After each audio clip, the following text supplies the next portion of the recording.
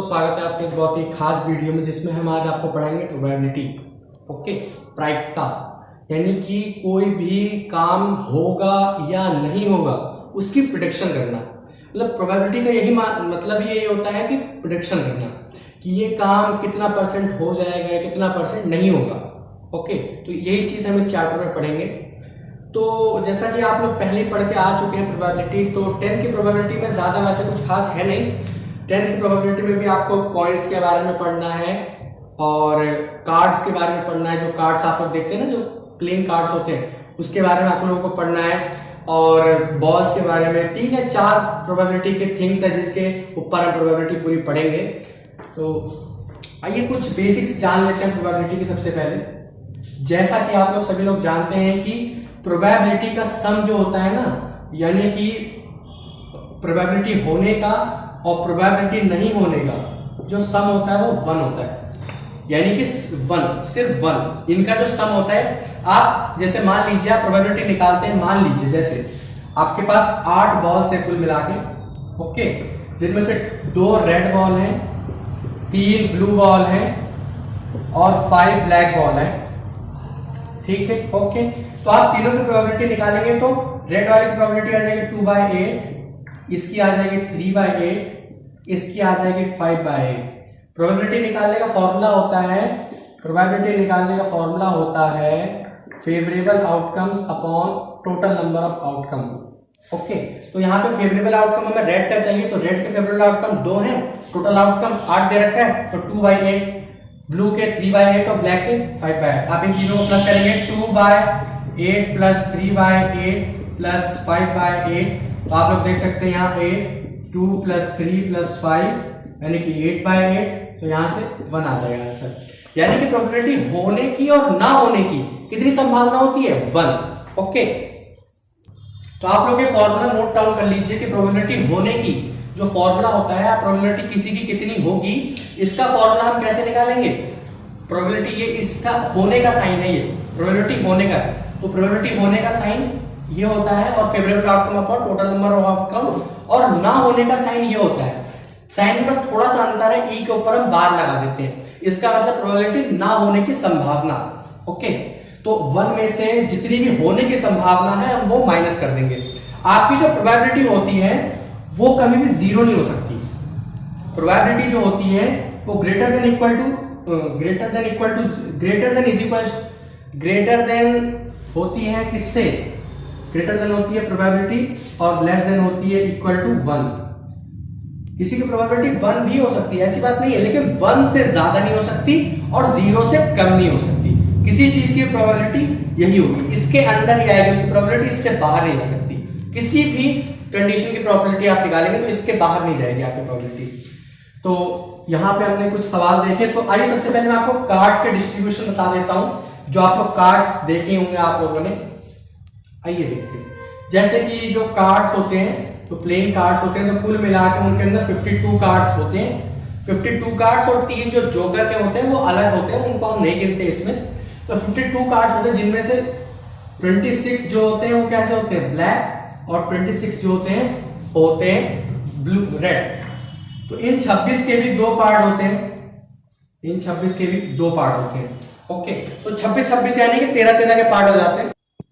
तो इनको इस तरीके से हम लोग क्लासिफाई करते हैं। 52 कार्ड्स हैं, जिनमें से 26 ब्लैक, 26 रेड, और ब्लैक के भी 2 पार्ट होते हैं। कौन कौन से? एक तो होता है क्लब, ओके, और एक होता है आपका क्लब और दूसरा होता है आपका डायमंड। ओके, दूसरा होता है आपका डायमंड।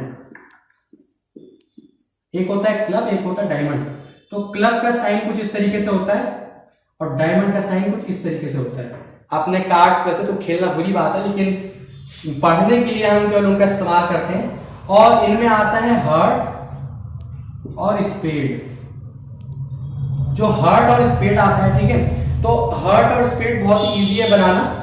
जिनमें से हर्ट तो आप लोगों को आता ही होगा, ये इस तरीके से इसमें हर्ट बना होता है, और स्पेड बना होता है कुछ इस तरीके से, पत्ती की तरह लगभग। इन दोनों पत्तियों में थोड़ा सा अंतर है, सिर्फ पत्तियों में कंफ्यूज मत होना।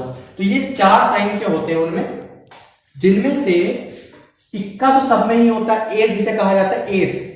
जिनमें से 12 जो होते हैं ना, इनमें 12 होते हैं फेस कार्ड। फेस कार्ड, यानी कि जिनमें जो इन 13-13 के ग्रुप में, इन 13-13 के ग्रुप में एक किंग होता है हर एक के ग्रुप में। इसके में एक किंग होगा, एक ही क्वीन होगी और एक ही जो उसका गुलाम कहते हैं या जो भी कहते हो, मुझे उसका नाम नहीं ध्यान आ रहा, ठीक है। तो सब में एक एक होगा, एक एक, इसमें भी एक होगा, तीनों चीजें इसमें भी एक एक होंगे।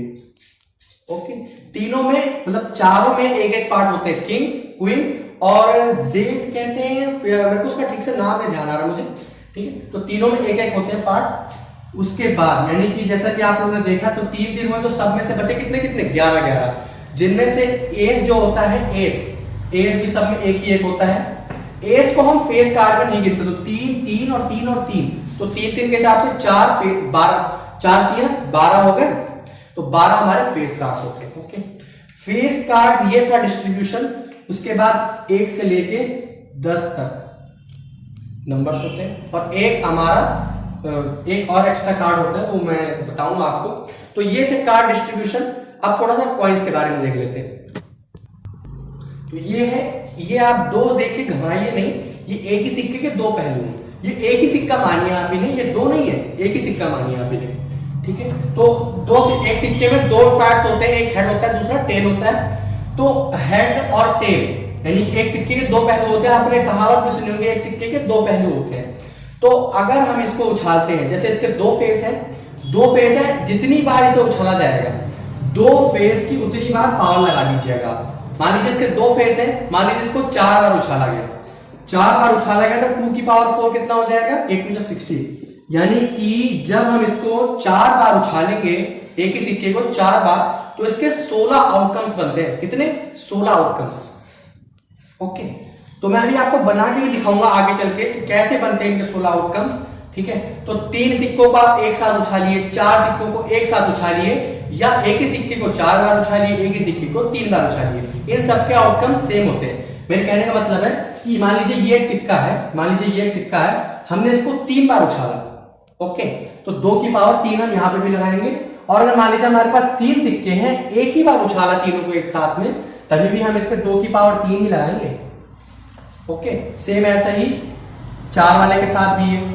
मान लीजिए 4 सिक्के हमने एक साथ उछाले और एक ही सिक्के को 4 बार उछाला, तो ये इन सबके आउटकम्स बिल्कुल सेम ही आएंगे। आया समझ में? तो ये था कॉइन्स का डिस्ट्रीब्यूशन, ठीक है। तो एक लास्ट है हमारे पास जो डाइस का होता है ना, डाइस के कैसे निकालते हैं आउटकम्स, आइए वो भी देखते हैं। वैसे तो आपका जो डाइस है वो आपके सिलेबस में है या नहीं है, मेरे हिसाब से तो होना चाहिए डाइस को, लेकिन अगर नहीं भी है तो भी आप लोग सीख लीजिए कि डाइस का कैसे निकाला जाता है। तो डाइस के जैसा कि आप लोग सभी लोग जानते ही होंगे, डाइस के 6 फेस होते हैं। ओके, कितने फेस होते हैं? 6 फेस। एक जो परफेक्ट डाइस होता है ना, परफेक्ट डाइस में मान लीजिए अगर ऊपर के लेयर में 1 है, 1 पॉइंट है, तो नीचे वाले लेयर में कितने पॉइंट्स होंगे? 6 पॉइंट्स होते हैं नीचे वाले लेयर में। अगर इस साइड वाले में 2 है तो इस साइड वाले में 4 पॉइंट्स होते हैं। इस पीछे वाले में अगर कितने हैं? 3 है, तो इस वाले में आगे वाले में 5 होते हैं। आया समझ में? ये जो एक परफेक्ट डाइस होता है ना, कुछ इस तरीके से होता है। 1 के नीचे 6, 2 के नीचे 4 और 5 के नीचे 3, इस तरीके से देते हैं परफेक्ट क्यूब, जो आपका क्यूब आता है ना डाइस खेलने वाला। और जैसे इसके 6 फेस होते हैं, तो जितनी बार इसे उछाला जाएगा उतनी पावर इसमें लगा दी जाती है।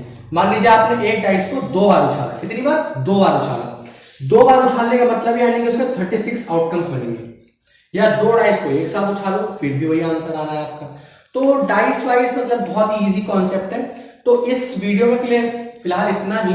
अगले वीडियो में मैं आपको इसके अच्छे क्वेश्चंस कराऊंगा, आप इसको पढ़ लीजिएगा, इस वीडियो को अच्छे से देख लीजिएगा। इस वीडियो में बस थोड़े से बेसिक्स हैं प्रोबेबिलिटी के, उसके बाद मैं आपको 10th क्लास के कुछ बहुत ही अच्छे क्वेश्चंस कराऊंगा। तो तब तक के लिए मुझे दीजिए इजाजत। तो पढ़ाई करते रहिए। All the very best.